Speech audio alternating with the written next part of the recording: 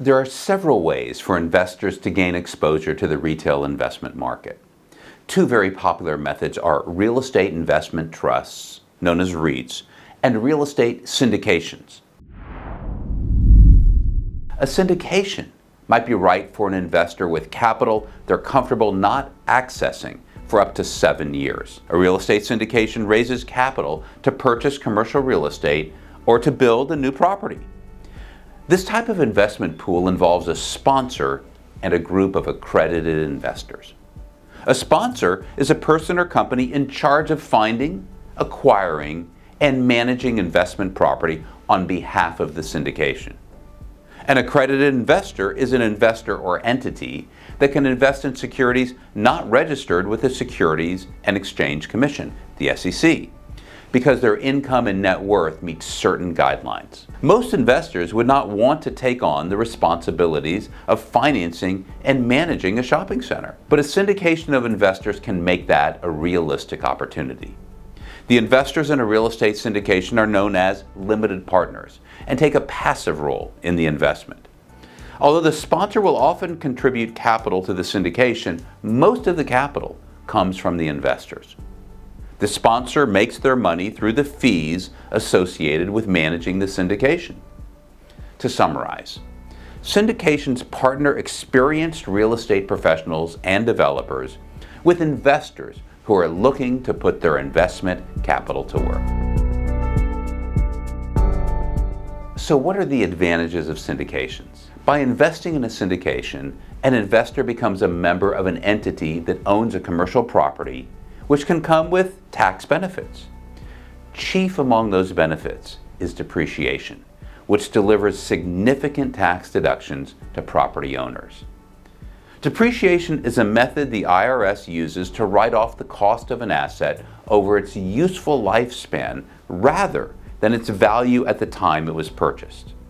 In simple terms, investors get a deduction for the costs associated with owning a commercial property. In 2017, the Tax Cuts and Jobs Act introduced what is called bonus depreciation, which allows investors to depreciate up to 100% of the components of a property in the first year of ownership. An important aspect of a syndication is the ability of investors to be more selective about what they invest in. While a REIT is a sector bet, a syndication allows investors more control in the product types and geographic regions in which they invest. So what are the negatives of syndications? While syndications do offer investors some outstanding tax incentives, things can also get complicated. The timing and cost of filing tax returns can become cumbersome with a syndication. An investor receives a Schedule K-1 form at the end of each tax year for each deal they're invested in. Because these forms come in at different times, this can result in personal income tax returns coming down to the wire. Some tax professionals will calculate tax preparation fees based upon the number of K-1s investors need to file. If a syndication owns properties in multiple states, investors may have to file tax returns in each state. Once an investor joins a syndication, they have no control over the amount or timing of operating cash flow distributions. They have no say in refinancing or the timing of an exit and final sale.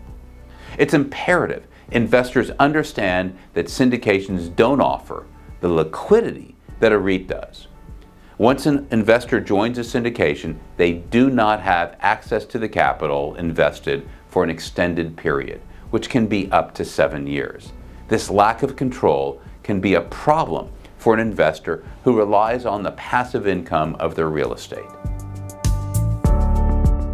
A syndication may be right for an investor with capital they're comfortable not touching for up to 7 years.